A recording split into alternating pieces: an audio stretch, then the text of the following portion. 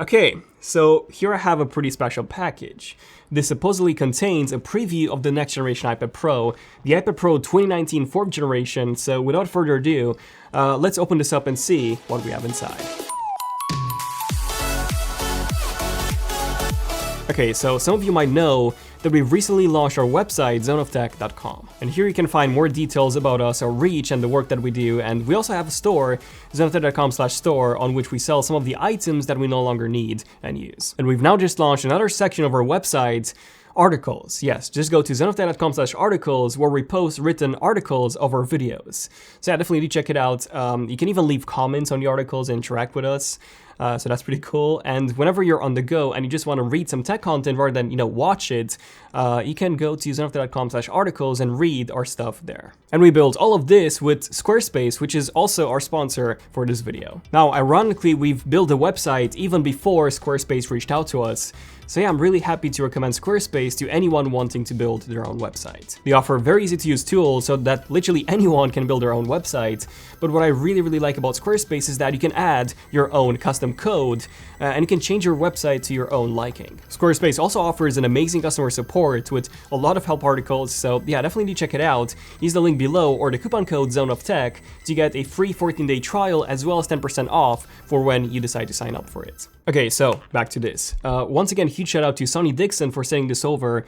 I've left his website, sonnydixon.com, down below, where he posts quite some unique articles and findings, so do check him out. Okay, so opening up this box, and inside we get the iPad Mockup 2019 Mockup wrapped in bubble wrap. So there you go, the 2019 iPad Pro 4th generation Mockup. And this is the 12.9-inch model, so same dimensions that we currently have now with the 12.9-inch 2018 model. I only have the 11-inch model here, 2018, but yeah, taking a look at the front, nothing really has changed. So we have the same design style, we have the same size bezels, the side frame is once again identical to what we have now, same thickness as well. So really, the only new thing about this iPad is on the back. And you can probably tell what that is. So there seems to be a fairly massive triple lens camera module from the single module camera that we've had so far since the iPad 2 up until even the recent 3rd generation iPad Pro. Now, same as we've seen with the iPhone 11 mockups before, dimension-wise, those were a 1:1 representation to what ended up being released. However, what was not a 1:1 representation was how the camera modules looked like. So, for example, this is how they look like on the mockup, and then this is how they ended up looking on the final models. The inside of the module itself now matches the color of the iPhone, and then the lenses themselves are now raised up a bit above the entire camera module unit. However, if you were to put a case on the iPhone 11 mockups, they would actually fit perfectly. So dimension-wise, they were indeed accurate. Now, going back to the iPad, something else that I've noticed is that the camera module itself is a bit smaller than the camera module on the iPhone 11s. This usually means a trade-off in some regard, but to be honest, I wouldn't expect Apple to manufacture a different triple lens camera module just for this 2019 iPad Pro. So what's likely the case here is that they just managed to reduce the footprint of the camera unit by spacing out the camera components better inside the iPad since, well, an iPad does have significantly more space inside compared to an iPhone. And yes, having that triple lens module on an iPad Pro might seem like an overkill, and that's because it kinda is. But this also means that if you're the kind of person that edits photos taken with the iPhone on the iPad Pro, like I actually do a lot of the times when I'm traveling, in this case, I don't have to use AirDrop to transfer the photos constantly since I can just take them on the iPad Pro instead. I really hope that Apple doesn't end up removing optical image stabilization or make any downgrades to that module whatsoever. Speaking of that, they removed OIS from the 2017 model, so yeah, the 2018 iPad Pro doesn't actually have it, so in that case, I'm hoping that they bring it back. Okay, so the camera module, this is awesome, but what else? Apple needs something more than just a camera upgrade in order to, present this thing on stage at an event. Well, you see, the current generation iPad Pro 2018 model did have two issues. The first one being the bend gate, where the iPad has that Apple Pencil connector on one side, and then the microphone port on the other, which greatly reduces the structural rigidity of the iPad itself. This doesn't necessarily only mean that it will easily bend when you try and bend it, which, who would actually do that? But realistically, if you're carrying it in a backpack, a tight backpack with lots of stuff, there's a very high chance that when you remove it from that backpack, the iPad will actually be bent. And I've even seen some cases where the iPad Pros came bent out of the box, brand new. And in some of those cases, Apple even refused to replace or repair it because they considered that to be something that the user has done. So yeah, that's pretty messed up. Not as messed up as how Apple still refuses to fix my $5,000 MacBook Pro. Full video with evidence, everything you need to know there. Please do check it out. And you'll find out more about Apple's true customer support. Now, on the mockup, I've noticed that the 2019 mockup still still has the microphone port in the middle of the frame. The Apple Pencil charging pad seems to be in the middle as well, maybe slightly off, but yeah, visually at least, I cannot really see any changes design-wise, aside from, like I said, a camera module, or any improvements from the 2018 model. So there is a chance that Apple alters the construction of the aluminum back to make it more durable and less prone to bending, just like they've done in the past with the iPhone, with the move from the iPhone 6 to the 6S, with that 7000 series aluminum, which, fun fact, is the strongest aluminum on the market that manufacturers can buy and use. And then the second issue that we've had, and this is something that I've personally had as well, and I've even talked about this in a separate video, is the scuff gate. So this is something that affects even more people and more users than the bend gate issue. And essentially what happens is that if you have a new iPad with, the 2nd generation Apple Pencil, after a few weeks or months of use, you'll notice that the pencil has started scratching and damaging and eroding the actual aluminum frame of the iPad. The reason why this happens is because the magnets aren't strong enough to hold the top and the bottom portions of the pencil. So they only hold the middle of it, which means that it will slightly move, either in your bag or when you're carrying the iPad in your hand. And the slight movement of the pencil will cause the aluminum frame to be eroded. Oh, and this is something that Apple will not replace your iPad for. I did ask Apple about this, by the way, and they're classifying this as cosmetic damage, even though, well, it's a fault in the iPad itself, or the Apple Pencil, or both. So, using an Apple Pencil, which is a first-party accessory, that thing should not damage your iPad in any way. So these are the two issues, the bend gate and the scuff gate.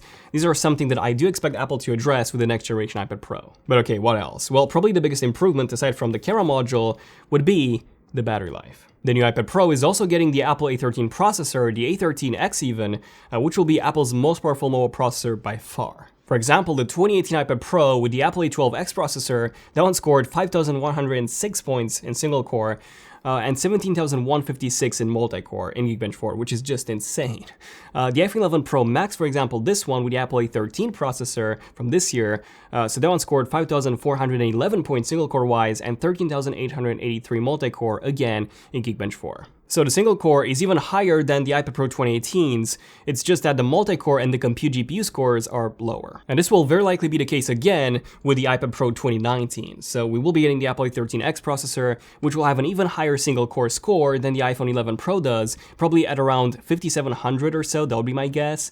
And then the multi-core should be around 19,000 or so, again, that would be my guess, while the GPU would be further improved from the Apple A12X. But like I said before, the biggest improvement that we are getting with the Apple A13 processor isn't necessarily in terms of the performance gains, but in terms of the battery life improvements. The iPhone 11 Pro Max, for example, now lasts 5 hours more than the iPhone XS Max did last year, when playing back video at least, and I can definitely say that this is a genuinely very big improvement from the iPhone XS Max's battery. So this thing can easily last me a full day of use now. I haven't tested it while traveling just yet, but when it comes to a normal day of work, where my iPhone XS would die on me at the end of the day, this one, the 11 Pro Max, will still have about 40 to 50% battery life left, or even more, which is very, very impressive. I mean, it even lasts me longer than my Note 10 Plus does, so this is now the phone with the best battery life I've ever used. And the iPad Pro should be getting about 2 hours extra battery life, if not even more than that, thanks to this new Apple A13X processor. Now, something that Apple has added to the new Apple Watch Series 5 is an LTPO display, a low power display, which the Apple Watch Series 4 also had, fun fact.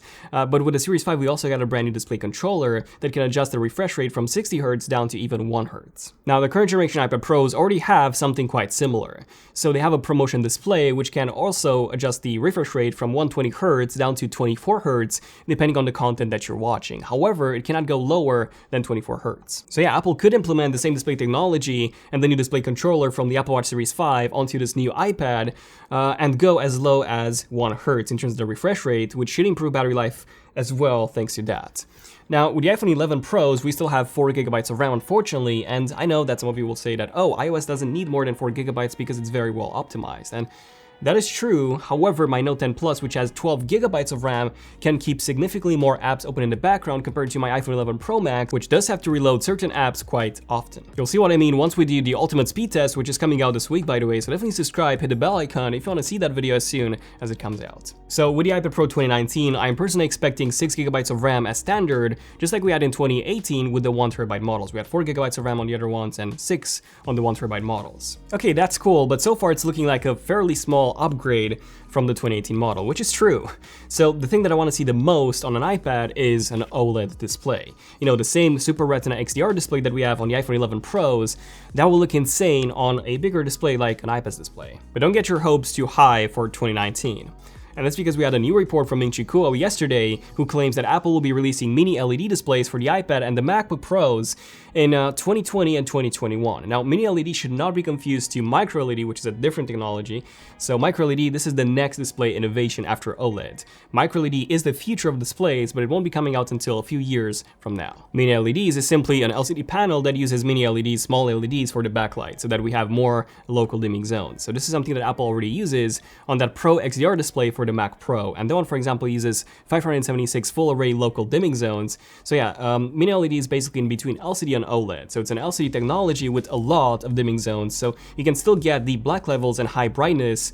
You only have, 576 dimmable zones, or then 20.4 million like you would on an OLED display. Yeah, if the Pro XDR display had an OLED panel, we would have 20.4 million local dimming zones because we have 20.4 million pixels. Now, Kuo claims that the new iPad Pros with the mini LED displays will launch in Q4 2020, with the MacBook Pros following in Q1 and Q2 2021. So yeah, this year's iPad Pro will have the same display as in 2018 for the most part. And when it comes to the release date for the 2019 iPad Pro, this is very likely going to be the end of October at a special Apple event where Apple will also unveil the 2019 MacBook Pro 16-inch redesign. Now, we've actually had some reports claiming that this will be released only in March 2020, but personally, since this is such a fairly small update, an October release is what looks to be the most likely scenario from my perspective as well. So yeah, let me know in the comments your thoughts on this new iPad Pro 2019.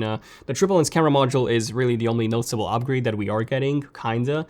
But then we could say the same. We could say the same about the iPhone 11 Pros, like, the triple lens camera module, and that's it. But in the end, we actually got some pretty big updates that no one was expecting, such as the significantly improved battery life, the 4-meter water resistance, the speaker improvement, the display, and so much more. So I do think that Apple will have some more exciting features to talk about when it comes to this brand new iPad, but when it comes to what those features will be, aside from what I've mentioned, I'm not fully sure. So we'll have to wait until the event to see what surprises this iPad will bring to the table. Hopefully a flat table. But yeah, this has been pretty much it for this one. Thank you for watching. Definitely subscribe notifications if you want to see more in-depth tech videos like this one. Hopefully it was, and more Leaks Rumors episodes like this one. Definitely was. But yeah, this has been pretty much it. Give us a like if you enjoyed it, let me know. I'm Daniel, and I'll see you guys in the next one. ZONEofTECH, signing out. Cheers.